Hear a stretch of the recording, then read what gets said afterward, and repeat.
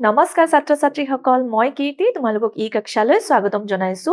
আজি মই লৈ আহিছো নৱম শ্ৰেণীৰ হিন্দী বিষয়ৰ অধ্যায় 9 কৃষ্ণ মহিমাৰ অভ্যাসমালা ইয়াৰ আগৰ ক্লাছত আমি অভ্যাসমালাৰ আগৰ প্ৰশ্নকেইটা চাইছো আজি আমি থাকি যোৱা প্ৰশ্ন চাম তেনেহলে বলাচোন চাও প্ৰশ্নকেইটাত কি আছে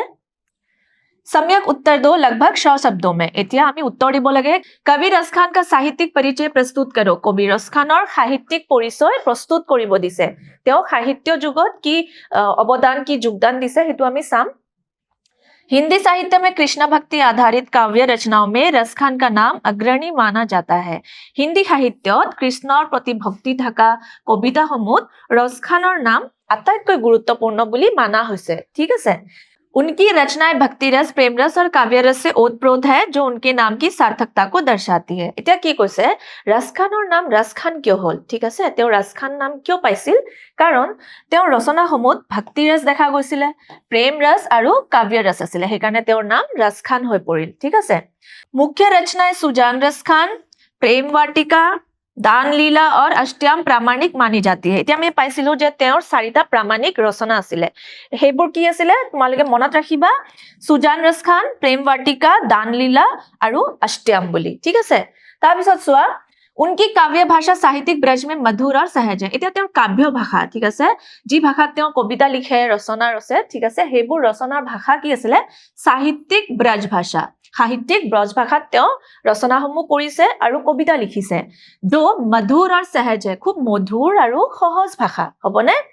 रचनाओं में उन्होंने मुख्यतः दोहा कवित्व और सवैया छंदों का प्रयोग किया है তেওঁ নিজৰ কবিতাবোৰত কেনেকুৱা ৰূপ ব্যৱহাৰ কৰিছে কবিতাৰ दोहा कविता और सवैया এই তিনিটা তোমালোকে মনত ৰাখিবা दोहा कविता और सवैया छंदों का प्रयोग বেছিভাগ কৰিছে ব্যৱহাৰ কৰিছে ঠিক আছে তাৰ পিছত দ্বিতীয় প্ৰশ্ন চোৱা कवि रस खान की कृष्ण भक्ति पर प्रकाश डालो कवि रस खाনৰ কৃষ্ণৰ প্ৰতি থকা ভক্তিক কি কৰিব দিছে প্ৰকাশ কৰিব দিছে কেনেকুৱা তেওঁৰ কৃষ্ণৰ প্ৰতি ভক্তি কেনেকুৱা দেখাব চেষ্টা কৰিছিল ঠিক আছে চোৱা हिंदी साहित्य में श्री कृष्ण को आराध्य मानकर काव्य रचना करने वालों में मुसलमान कवि रस खान का स्थान विशेष है এতিয়া চোৱাচোন কি কৈছে हिंदी साहित्य में हिंदी साहित्यत श्री कृष्णर प्रति থকা भक्ति দেখুৱাই পেলাই এনেকুৱা কিছুমান কবি আছে যোনে শ্ৰী কৃষ্ণৰ প্ৰতি ভক্তি দেখুৱাই কবিতা লিখিছে ঠিক আছে তেনেকুৱা কবিবোৰৰ ভিতৰত মুছলমান কবি ৰস খান का नाम ঠিক है ৰস খান কি আছিল মুছলমান আছিল তথাপিও তেওঁ কৃষ্ণৰ প্ৰতি ভক্তি খুব আছিল প্ৰেম আছিল हे তেনেকুৱা কবি ভিতৰতো ৰস খানৰ নাম আটাইতকৈ বিশেষ বুলি কোৱা হৈছে আটাইতকৈ গুৰুত্বপূৰ্ণ श्रीमद् भागवत गीता का फारसी अनुवाद पढ़ने के बाद वे कृष्ण भक्ति में इतने रच गए कि अपना संपूर्ण जीवन इस भक्ति में व्यतीत किया এতিয়া কি কৈছে যে তেওঁ কৃষ্ণ ভক্ত কেনেকৈ হৈছিল কৃষ্ণ ভক্ত আৰু কৃষ্ণৰ প্ৰতি ভক্তি তেওঁ কেনেকৈ আনিব পাৰিলে কেনেকৈ আনিলে শ্ৰীমদ্ ভাগৱত গীতা পঢ়ি পেলে শ্ৰীমদ্ ভাগৱত গীতাৰ ফাৰসী অনুবাদ পঢ়ি পেলে তেওঁ কৃষ্ণৰ প্ৰতি ভক্তি বাঢ়িছে ঠিক আছে তাৰ পিছত কি কৰিছে তেওঁ নিজৰ সম্পূৰ্ণ জীৱন যেন এই ভক্তিটোতে কটুৱাইছে হবনে তাৰ পিছত চোৱা श्री कृष्ण और उनसे जुड़ी वस्तुओं के प्रति उनका गहरा लगाव था और उनके सामने सब कुछ फीका लगता था এতিয়া তেওঁ শ্ৰী কৃষ্ণক ইমানে ভাল পাইছিল যে কৃষ্ণৰ সৈতে জড়িত কিছুমান বস্তু কিছুমান স্থান তেওঁৰ খুব প্ৰিয় হৈ পৰিল ঠিক আছে ঠিক তেনে ধৰে তেওঁৰ ভক্তি বাঢ়ি বাঢ়ি গল আৰু সেই ভক্তিটোতে তেওঁ মগ্ন হৈ গল হবনে চোৱা उनका कहना था कि अपने आराध्य के सानिध्य के लिए तीनों लोक के सुख त्यागना भी कम है ठीक है अब देखो তেওঁ কি কৈছিলে যে নিজৰ আৰাধ্য মানে শ্ৰী কৃষ্ণৰ কথা কৈছে শ্ৰী কৃষ্ণৰ সানিধ্য মানে ওচৰত থকা ঠিক আছে শ্ৰী কৃষ্ণৰ লগত থকা আৰু শ্ৰী কৃষ্ণৰ ওচৰতে যাতে তেওঁ থাকিবলৈ পায় হেবোৰ সুখবোৰৰ বাবে তেওঁ ত্ৰিজগতৰ সুখ ত্যাগ কৰিবলৈ ৰৈ আছে ঠিক আছে আৰু সেই ত্যাগো সাগে কম হ'ব এনেকুৱা তেওঁ নিজৰ ইচ্ছা প্ৰকাশ কৰিছে पाठ में दिए गए चारों छंद उनकी गहरी कृष्ण भक्ति की झलक प्रस्तुत करते हैं এতিয়া তেওঁৰ আমি ছন্দ পঢ়িছিলো হয়নে নহয় হে চাৰিটা ছন্দত ঠিক আছে চাৰিটা ভাগত কৃষ্ণৰ প্ৰতি ভক্তি দেখুৱা হৈছে বৰ্ণনা কৰিছে তেওঁ হবনে তাৰ পিছত চোৱা पठित छंदों के जरिए कवि रस खान ने क्या क्या कहना चाहा है এতিয়া আমি যিবোৰ ছন্দ পঢ়িছিলো ঠিক আছে যিবোৰ ভাগ আমি পঢ়িছিলো হেবোৰ ভাগৰ জৰিয়তে কবি ৰস খানে আমাক কি কি কব বিচাৰিছে ঠিক আছে চাও বলাচোন এটা এটাকে पठित छंदों के माध्यम से रस खान अपनी गहरी कृष्ण भक्ति प्रकट कर रहे हैं এতিয়া আমি যিবোৰ ছন্দ পঢ়িছো ঠিক আছে যিবোৰ ভাগ পঢ়িছো কবিতাৰ তেওঁ লিখা কবিতাৰ যিবোৰ চাৰিটা ভাগ আমি পঢ়িছিলো হয়নে নহয় সেই চাৰিটা ভাগত তেওঁ কি দেখুৱাব চেষ্টা কৰিছে কৃষ্ণৰ প্ৰতি থকা ভক্তি আৰু প্ৰেম দেখুৱাব চেষ্টা কৰিছে হয় নে নহয় पहले छंद में এটা प्रथम छंदत ठीक আছে प्रथम भागत তেওঁ কি কৈ আছে চোৱা पहले छंद में वे कहते हैं कि चाहे किसी भी रूप में जन्म ले मनुष्य पशु पत्थर बस श्री कृष्ण के सानिध्य का अवसर मिले এতিয়া আমি প্ৰথম ভাগত পাইছিলো তেওঁ নিজৰ ইচ্ছা প্ৰকাশ কৰিছিলে যে মই যদি অহা জন্মত মনুষ্য হৈ জন্ম লওঁ বা জন্তু হৈ জন্ম লওঁ বা শিল হৈ জন্ম লওঁ বা চৰাই হৈ জন্ম লওঁ যেনেকে ৰূপতো মই কৃষ্ণৰ ওচৰত থাকিব বিচাৰিছো তেনেকুৱা তেওঁ ইচ্ছা দেখুৱাইছিল হয় নে নহয় दूसरे चंद में वे श्री कृष्ण से जुड़ी प्रत्येक वस्तु और स्थान के लिए तीनों लोगों के सुख भी न्यौछावर करने को तैयार है এতিয়া চোৱাচোন দ্বিতীয় ছন্দত কি কৈছিলে দ্বিতীয় ভাগত তেওঁ কৈছিলে যে শ্ৰী কৃষ্ণৰ লগত জড়িত সকলো বস্তু হ'ব পাৰে জাগা হ'ব পাৰে যোনবোৰ শ্ৰী কৃষ্ণৰ প্ৰিয় হয় ঠিক আছে সেইবোৰ বস্তু কবি ৰসখানৰো প্ৰিয় হৈ পৰিছিল সেইবোৰ সুখ উপভোগ কৰিবৰ কাৰণে তেওঁ কৈছিলে যে মই ত্ৰিজগতৰ সুখ ত্যাগ কৰিবলৈ তৈয়াৰ আছো বুলি সাগে সেই ত্যাগো মোৰ বাবে কম হ'ব মুঠতে মই শ্ৰীকৃষ্ণৰ ওচৰত থাকিব বিচাৰিছো যিকোনো ৰূপতে तीसरे छंद में कृष्ण के मिट्टी मलिन मुख और नन्हे कदमों से आंगन এতিয়া তৃতীয় ছন্দত তৃতীয় ভাগত আমি কৃষ্ণৰ সৰু কালৰ ৰূপ আমি পাইছিলো কবি ৰসখানে দেখুৱাব চেষ্টা কৰিছিল যে সৰু কালৰ কৃষ্ণ কিমান দেখাত ধুনীয়া লাগি আছে বুলি এতিয়া তেওঁ কি কৈছিলে চোৱা মিट्टी मलिन মুখ মানে গাত যেন কি লাগি আছে ধুলি বালি লাগি থকা সেই মুখখন ঠিক আছে और नन्हे कदम সৰু সৰু খোজ কাঢ়ি তেওঁ গুটি চোতালত মানে ঘূৰি ফুৰি আছে খেলি আছে বুলি তাৰ পিছত কি কৈছে ঝংকৃত करने वाली अदा এটা ঝংকৃত মানে কি হৈছে পায়লৰ মাত হবনে নুপুৰ যে বাজে হেতু মাত যেন বুজি আছে গুটে সুতালত ঘুৰি ফুৰি আছে খেলি আছে হেকানে মিহি মিহিকে হেবুৰ মাত বুজি আছে আদা करोड़ों चंद्रमा को भी फीकी कर देती है ইয়াতে কবিয়ে কৈছে যে ইমানে ধুনিয়া ৰূপ তেওঁৰ দেখিবলৈ ইমানে ধুনিয়া লাগিছে তেওঁ খেলি থাকুতে যে কোটি কোটি চন্দ্ৰমাৰ সৌন্দৰ্য কি হৈ যাব কম হ'ব ঠিক আছে তেওঁৰ এই ৰূপৰ ওচৰত এই চন্দ্ৰমাৰ কি হ'ব সৌন্দৰ্য কম হৈ যায় বুলি কৈছে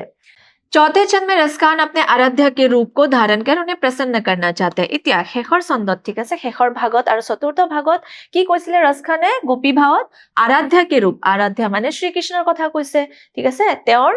শ্ৰীকৃষ্ণৰ ভাল পোৱা ৰূপ তেওঁ কি ল'ব বিচাৰিছে তেনেকুৱা ৰূপত আহিব বিচাৰিছে তেনেকুৱা ৰূপ ধাৰণ কৰি যাতে শ্ৰীকৃষ্ণই তেওঁক ভাল পায় ঠিক আছে কাৰণ এনেকুৱা ৰূপবোৰ শ্ৰীকৃষ্ণৰ খুব প্ৰিয় যেনেকে পিন্ধি ভাল পায় হয় নে নহয় আৰু ময়ূৰৰ মুকুট পিন্ধে তেওঁ আৰু বাহি লয় কিন্তু তেওঁ কৈছিলে যে মই গোটেই ৰূপ ধাৰণ কৰিলেও মই বাহি মুখত নিদিও হবনে মই বাহি মুখত নলওঁ মই সম্পূৰ্ণভাৱে তেওঁৰ ৰূপত মই আহিব বিচাৰিছো যদিও মই তেওঁ লোৱা বাহি মই নিজৰ মুখত নলওঁ হবনে তাৰ পিছত চোৱা सप्रसंग व्याख्या करो এতিয়া আমি व्याख्या কৰিব লাগে এশটা শব্দত চোৱা মানুষ হতো वही नित नंद की धेनु मंजारन এই লাইনটো এই শাৰীকেইটা ক'ৰ পৰা লোৱা হৈছে তোমালোকৰ মনত পৰিছে নে চাও আহাচোন কি ক'ব বিচাৰিছে কবিয়ে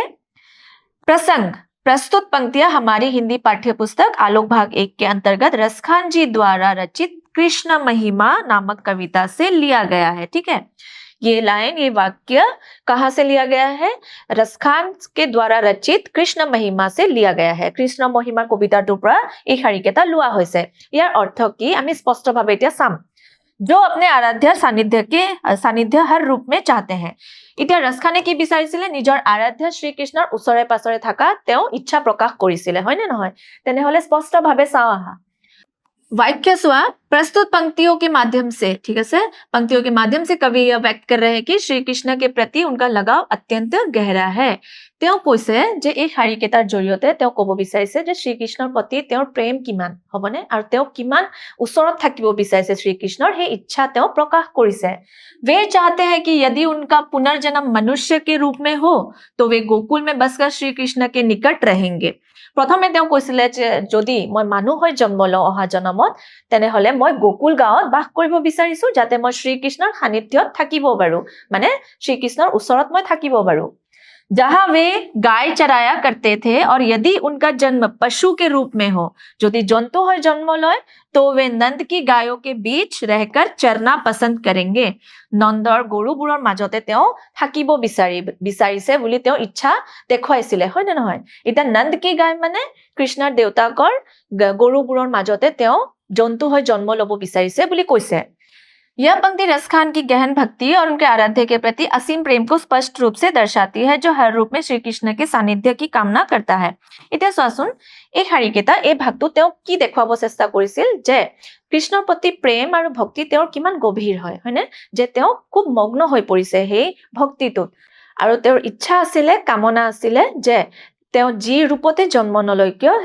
সেইবোৰ ৰূপত যাতে তেওঁ শ্ৰীকৃষ্ণক ওচৰত পায়, ঠিক আছে, সেইবোৰ ৰূপত যাতে তেওঁ শ্ৰীকৃষ্ণৰ সান্নিধ্যত থাকিব পাৰে, সান্নিধ্য মানে ওচৰত থাকিব পাৰে, যাতে সেইবোৰ ইচ্ছা তেওঁ প্ৰকাশ কৰিছিল। তাৰ পিছত চোৱা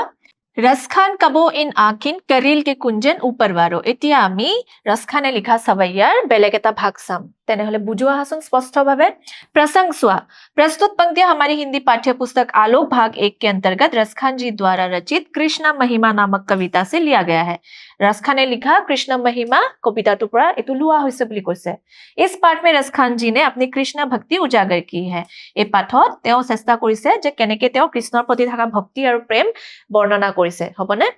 তাৰ পিছত চোৱা वाक्य यह पंक्तियां रसखान के सवैये से है, जिनमें कवि श्री कृष्ण और ब्रजभूमि के प्रति अपने अनन्य प्रेम को समर्पण को व्यक्त करते हैं, ठीक है। श्री कृष्ण प्रति থকা प्रेम और ब्रजभूमि प्रति থকা प्रेम তেওঁ ইয়াতে কি কৰিছে বৰ্ণনা কৰিছে, কৈছে कहते हैं कि वे अपनी आंखों से ब्रज के वन बागों तालाब को जीवन भर निहारना चाहते हैं। তেওঁৰ ইচ্ছা আছিলে যে কেতিয়া তেওঁ নিজৰ চকুৰ পৰা কি চাব, নিজৰ চকুৰে ব্ৰজৰ বন বাগ, বাগ মানে বাগিচা, তালাব, পুখুৰীবোৰ যাতে চাব পাৰে, ঠিক আছে, শ্ৰীকৃষ্ণই ভাল পোৱা সেই বাগিচা আৰু বন আৰু পুখুৰীবোৰ যাতে তেওঁ নিজৰ চকুৰে সেই সুখবোৰ যাতে উপভোগ কৰিব পাৰে, তেওঁৰ হেতু ইচ্ছা আছিলে। वे ब्रज की काटेदार झाड़ियों के लिए काइट থকা ধুপুহাবোৰৰ বাবে তেওঁ কি কৰিছে भी सोने के 100 महल न्यौछावर करने को तैयार है। তেওঁ কৈছিলে যে মই এনেকুৱা সুখৰ বাবে মই কি কৰিব পাৰো, সোণৰ 100টা মহল, ঠিক আছে, মই ত্যাগ কৰিব পাৰো, সকলো সম্পত্তি মই ত্যাগ কৰিব পাৰো কাটেদাৰ ঝাড়িও के लिए, ঠিক আছে, কাইট থকা জুপুহাৰ বাবেও মই কি কৰিব পাৰো, মই নিজৰ সম্পত্তি সকলো ত্যাগ কৰিব পাৰো বুলি কৈছে। এনেকুৱা কৰিলে কি হ'ব, তেওঁ শ্ৰীকৃষ্ণৰ ওচৰত আৰু ওচৰত আহিব পাৰিব, ঠিক আছে, শ্ৰীকৃষ্ণৰ ওচৰত যাতে তেওঁ থাকিব পাৰে। क्योंकि श्री कृष्ण से जुड़ी हर चीजें उन्हें प्रिय है। এতিয়া তেওঁ কি কৈছে যে শ্ৰীকৃষ্ণই ভাল পোৱা সকলো বস্তু তেওঁৰ প্ৰিয় হৈ পৰিছে, সেইকাৰণে সেই সুখবোৰৰ বাবে তেওঁ সকলো ত্যাগ কৰিবলৈ তৈয়াৰ আছে বুলি। তাৰ পিছত চোৱা धूरी भरे अति शोभित पैंजनी बाजती पिरी कछौटी। अभी इसके बारे में देखते हैं, यार अर्थ চাই লও আহা। प्रसंग सुआ प्रस्तुत पंक्तियां हमारी हिंदी पाठ्य पुस्तक आलोक भाग 1 के अंतर्गत रसखान जी द्वारा रचित कृष्ण महिमा नामक कविता से लिया गया है। कृष्ण महिमार प्राय लुआ হৈছে যোনটো रसखाने लिखिছিলে कविता, ठीक আছে। তাৰ পিছত চোৱা रसखान जी को कृष्ण के हर रूप से हर चीज से अगाध प्रेम है। रसखान जीয়ে প্ৰতিটো ৰূপ কৃষ্ণৰ যি ৰূপ ভাল পাইছিলে, যি বস্তু ভাল পাইছিলে সেইবোৰ তেওঁৰো প্ৰিয় হৈ পৰিছিল, সেইটো স্পষ্টভাৱে বুজাই দিছে। চোৱাচোন वाक्य श्री कृष्ण के परम भक्त रसखान को उनकी हर अदा हर रूप मोहित कर लेती है। তেওঁৰ প্ৰতিটো ৰূপ আৰু বস্তু, কৃষ্ণই ভাল পোৱা বস্তু আৰু স্থান সকলো বস্তু তেওঁ ভাল পাইছিল। ধূল से सने श्री कृष्ण, এতিয়া ইয়াতে শ্ৰীকৃষ্ণ সৰু কালৰ ৰূপ বৰ্ণনা কৰা হৈছে। চাবাচোন কি লিখা আছে, ধূল से सने श्री कृष्ण, ধূল লাগি থকা, গাত ধূলি বালি লাগি থকা সেই সৰু কালৰ শ্ৰীকৃষ্ণ बहुत सुंदर लग रहे हैं, बहुत ধুনীয়া লাগি আছে। उनके सिर पर एक सुंदर चोटी बनी है, মূৰত যেন সৰুকে এটা টিকনি বান্ধা আছে, ঠিক আছে, চুলি বান্ধা আছে, বহুত মৰম লাগি আছে। वे आंगन में खेलते खाते घूम रहे हैं, তেওঁ চোতালত খেলি আৰু খাই খাই ঘূৰি ফুৰি আছে। पैरों में पैंजनी আৰু ভৰিত তেওঁ কি লগাইছিল, নুপুৰ, হয় না, পায়েল, পায়েল কেনেকে মিহি মিহিকে বাজে, হয় না নহয়, সৰু পোৱালি যে ঘূৰি ফুৰিলে যে পায়েল বাজি থাকে, ঠিক তেনেকুৱাই बज रही है। और उन्होंने पीली कछौटी माने हालधिया रंगर धोती তেওঁ পিন্ধি আছে বুলি কৈছে। यह दृश्य इतना मनोहरी है कि उसके सामने कामदेव की सौंदर्य और लाखों चंद्रमा की खूबसूरत चांदनी भी फीकी लगने लगती है। তাৰ পিছত ৰসখানে কৈছে যে এই দৃশ্য, এই কৃষ্ণৰ এই ৰূপটো ইমানে ধুনীয়া যে সেই ৰূপটোৰ বাবে কি হয়, কামদেৱ কি সৌন্দৰ্য, ঠিক আছে, কামদেৱ যোন সৌন্দৰ্যৰ দেৱতা হয়, ঠিক আছে, কামদেৱ কি সৌন্দৰ্য और लाखों चंद्रमा, लाख लाख চন্দ্ৰৰ পোহৰৰ সৌন্দৰ্য কি হৈ যায়, কম হ'ব পাৰে বুলি কৈছে, কাৰণ শ্ৰীকৃষ্ণৰ সেই ৰূপটো আটাইতকৈ বেছি ধুনীয়া বুলি তেওঁ বৰ্ণনা কৰিছে। তাৰ পিছত চোৱা मोर पखा सिर ऊपर रखी हो गोधन ग्वारिन संग फिरोंगी, ठीक আছে, এইটো আমি চাম এতিয়া। व्याख्या प्रसंग চাই লওঁ। प्रस्तुत पंक्तियां हमारी हिंदी पाठ्य पुस्तक आलोक भाग 1 के अंतर्गत रसखान जी द्वारा रचित कृष्ण महिमा नामक कविता से लिया गया है। एतु কৰপৰা লোৱা হৈছে रसखान जी लिखा कविता कृष्ण महिमार পৰা লোৱা হৈছে। रसखान जी कृष्ण की भक्ति में उनके जैसा रूप धारण कर उन्हें रिझाना चाहते हैं। कृष्ण जाते ভাল পায় তেওঁ যাতে আৰু কৃষ্ণৰ ওচৰত যাব পাৰে সেইভাবে रसखाने নিজৰ ইচ্ছা প্ৰকাশ কৰিছে যে তেওঁ কৃষ্ণৰ ৰূপত আহিব বিচাৰিছে বুলি। ঠিক আছে, তাৰপিছত व्याख्या চাওহা। इन पंक्तियों में गोपियों की कृष्ण का प्रेम पाने की इच्छा है और कोशिश का वर्णन किया गया है। इन पंक्तियों में गोपियों की कृष्ण का प्रेम, ঠিক আছে, গোপীয়ে কৃষ্ণৰ প্ৰতি থকা প্ৰেম দেখুৱাবৰ চেষ্টা কৰিছে বুলি কৈছে। श्री कृष्ण की तरह शरीर पर पीताम्बर धारण कर सिर पर मोर पंख, ठीक है, श्री कृष्णर निचिना हालधिया धुति पिनी, पीताम्बर माने हालधिया वस्त्र, ठीक है, हालधिया धुति पिनी कापुर पिंधि सिर पर मोर पंख, मूरत जेन मयूरर की है मुकुट पिंधि, हाथ में छोटी छड़ी, हाथत सरू के लाठी लय, गले में गुंजो की माला माने गुंजर माला डिंगित लय धारण कर रसखान ग्वाला बन अपने आराध्या को रिझाना चाहते हैं। श्री कृष्ण जाते ভাল পায় আৰু শ্ৰী কৃষ্ণক যাতে আনন্দিত কৰি তুলিব পাৰে সেই কাৰণে ৰসখানে কি চেষ্টা কৰিছে গ্ৱাল বনি পেলে শ্ৰী কৃষ্ণৰ আশে-পাশে থাকিব বিচাৰিছে তেনেকুৱা ৰূপত আহি পেলে। ঠিক আছে, वे अपने आराध्या को प्रसन्न करने के लिए ऐसा रूप धारण करने को तैयार है। ঠিক আছে, তেওঁ তৈয়াৰ আছে এনেকুৱা ৰূপত আহিব जो उन्हें लुभाए, যিটো শ্ৰী কৃষ্ণই ভাল পায় আৰু শ্ৰী কৃষ্ণৰ প্ৰিয় ৰূপ হয়। ঠিক আছে, সেইটো চেষ্টা ৰসখানে কৰিছিলে। यह पंक्ति कवि के अपने आराध्य के प्रति भक्ति के अपार सागर को दर्शाती है। এই শাৰীকেইটা কি দেখুৱায় কবিয়ে কি দেখাব চেষ্টা কৰিছে নিজৰ আৰাধ্য শ্ৰী কৃষ্ণৰ প্ৰতি থকা ভক্তি আৰু প্ৰেম দেখুৱাব চেষ্টা কৰিছে। হ'বনে? তাৰ পিছত চোৱা ভাষা অধ্যয়ন। এতিয়া আমি ভাষা আৰু ব্যাকৰণ চাম। তোমালোকে মন দি শুনিবাচোন। निम्नलिखित शब्दों के तत्सम रूप लिखो। तत्सम रूप लिखिब दिसे शब्द केटा दिया আছে यार आमी तत्सम रूप माने तत्सम शब्द लिखिब লাগিব। प्रथमे आमी बुझि लওঁ आसुन जे तत्सम शब्द की হয়। सोआ तत्सम शब्द वे संस्कृत के शब्द जो बिना किसी बदलाव ध्वनि परिवर्तन के सीधे हिंदी भाषा में अपना लिए गए हैं। ठीक है, अब देखो संस्कृत के शब्द मतलब तत्सम शब्द केनेকুৱা শব্দ হয় যোনটো সংস্কৃত ভাষাৰ পৰা লোৱা হৈছে। ঠিক আছে, সংস্কৃতৰ পৰা লোৱা হৈছে যদিও একো ধ্বনি পৰিৱৰ্তন নাই। ঠিক আছে, উচ্চাৰণত একো সলনি নাই আৰু অৰ্থত সলনি নাই। ঠিক আছে, और सीधे हिंदी भाषा में अपना लिए गए हैं মানে হিন্দী ভাষাত এনেকুৱা শব্দবোৰ ব্যৱহাৰ হয় বুলি কৈছে যোনবোৰ সংস্কৃত ভাষাৰ পৰা যদিও আহিছে তেনেহলে একো উচ্চাৰণ সলনি নাই আৰু অৰ্থও সলনি নাই। তাৰ পিছত চোৱা ইয়াতে শব্দবোৰ দিয়া আছে আৰু ইয়াৰ আমি তৎসম ৰূপ এতিয়া লিখিম। ঠিক আছে, তৎসম ৰূপ কি হয়, তৎসম শব্দ কি হয় এনেকুৱা শব্দবোৰৰ বাবে চাবা এতিয়া এটা এটাকে। মানুষ, মানৱ আৰু মনুষ্য বুলি কোৱা হয় হিন্দী ভাষাত। ঠিক আছে, পশু, পশু, পাহন, पत्थर, आँख, नेत्र कय चक्षु बुलिও कय, छवि, छवि, भाग, भाग्य, भाग माने भाग्य। ठीक আছে, তাৰ পিছত চোৱা দ্বিতীয় প্ৰশ্ন নিম্নলিখিত শব্দ के तीन तीन पर्यायवाची शब्द लिखो। এতিয়া তলত দিয়া শব্দকেইটাৰ আমি যাৰ অৰ্থ একে হয় এনেকুৱা তিনিটা শব্দকে আমি লিখিব লাগিব। কৃষ্ণ, কালিন্দী, খগ, গিৰি আৰু পুৰন্দৰ। চোৱা কৃষ্ণ, কৃষ্ণৰ আৰু তিনিটা নাম কি আছে মুৰলীধৰ, কन्हैया, श्याम। ঠিক আছে, কালিন্দী, কালিন্দীক আমি আৰু কি কি নামেৰে চিনি পাওঁ यमुना, कृष्णा, सूर्यपुत्री। खग, खग माने पक्षी, चिड़िया, विहग। ठीक है, चराई। गिरी, गिरी माने पर्वत, शिखर, पहाड़। पुरंदर, इंद्रदेव, देवराज और विष्णु। ठीक है, এই তিনিটাকে আমি কৃষ্ণৰ আৰু তিনিটা নাম, কালিন্দীৰ আৰু তিনিটা নাম, খগ তিনিটা নাম, গিৰি আৰু পুৰন্দৰৰ তিনিটাকৈ আমি पर्यायवाची শব্দ লিখিছো যোনবোৰ অৰ্থ একে হয়। ঠিক আছে, আমি কৃষ্ণক যেনেকে মুৰলীধৰ বুলিও চিনি পাওঁ, কन्हैया বুলিও চিনি পাওঁ, হয় নে নহয়? ঠিক তেনেদৰে কালিন্দীৰ আন এটা নাম কি হয় চৰায়ক আৰু কি বুলি জানা যায় গিৰি, পৰ্বত, পাহাৰ এইবোৰ। ঠিক আছে, আৰু পুৰন্দৰক ইন্দ্ৰদেৱ, দেৱৰাজ আৰু বিষ্ণু বুলিও জানা যায়। তাৰ পিছত চোৱা সন্ধি বিচ্ছেদ কৰো। এতিয়া সন্ধি আমি বেলেগ কৰিব লাগে। ঠিক আছে, একবাৰে বেলেগ কৰি দিব লাগিব। पीताम्बर, अनेकानेक, इत्यादि, परमेश्वर और नीरस का। अब देखते हैं इसका संधि विच्छेद। पीताम्बर, पीताम्बरक যদি ভাগ কৰো আমি, ঠিক আছে, বেলেগ কৰো তেনেহলে কি বনিব পিত যোগ হয় অম্বৰ, পিত প্লাস অম্বৰ, पीताम्बर। अनेकानेक, अनेक प्लस अनेक, अनेकानेक, इत्यादि, इति, आदि। ঠিক আছে, তোমালোকে এইবোৰ লিখি লবা ভালকে। इत्यादि, इति, आदि। परमेश्वर, परम प्लस ईश्वर। निरस,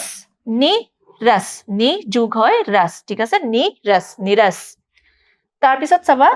निम्नलिखित शब्दों की खड़ी बोली मानक हिंदी में प्रयुक्त होने वाले रूप बताओ এতিয়া কেটামান শব্দ দিয়া আছে তাৰ আমি खड़ी बोली মানে মানক হিন্দি ৰূপ লিখিব লাগিব ঠিক আছে চাও আছোন কি দিয়া আছে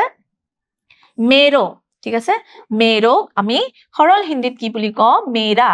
बसेरो बसेरा अरु और कामरिया कमर या कम्बल माने दुइटा अर्थ হব পাৰে কমৰো হব পাৰে কম্বলো হব পাৰে ধুৰি মানে ধুল शोभित शोभित माल माला सौ से ठीक है तार पिছত निम्नलिखित शब्दों के साथ भाववाचक प्रत्यय ता जुड़ा हुआ है सहजता मधुरता सरसता तल्लीनता मार्मिकता ऐसे ही ता प्रत्यय वाले 5 भाववाचक संज्ञा शब्द लिखो ठीक है निम्नलिखित शब्दों के साथ আমাক কেটামান শব্দ দিয়া আছে তাতে ভাৱবাচক প্ৰত্যয় ভাৱবাচক মানে যোনটো দেখায় আবেগ দেখুৱাব পাৰে বা অনুভৱ দেখাব পাৰে তেনেকুৱা প্ৰত্যয় লাগি আছে বুলি কৈছে যোগ হৈ আছে ঠিক আছে যেনেকৈ সহজতা আছে মধুৰতা সৰসতা এনেকুৱা শব্দ দিয়া আছে এতিয়া আমি কি কৰিব লাগিব তা যোগ কৰি আন এটা পাঁচটা শব্দ ভাৱবাচক সংজ্ঞা হিচাপে আমি বনাব লাগিব ঠিক আছে ভাৱবাচক সংজ্ঞা শব্দ আমি তা যোগ কৰি আমি প্ৰত্যয় তা যোগ কৰি আমি নতুন পাঁচটা শব্দ বনাব লাগিব সোয়া কি আছে विनम्रता ঠিক আছে विनम्र যোগ হয় তা হৈছে তাৰ পিছত विनम्रता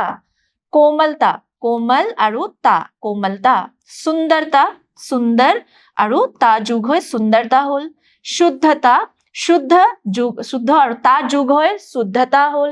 गंभीरता गंभीर আৰু তা যোগ হয় गंभीरता হৈ গল ঠিক আছে আমি পাঁচটা কি বনালো ভাৱবাচক সংজ্ঞা ঠিক আছে যোনটো কি দেখাব পাৰে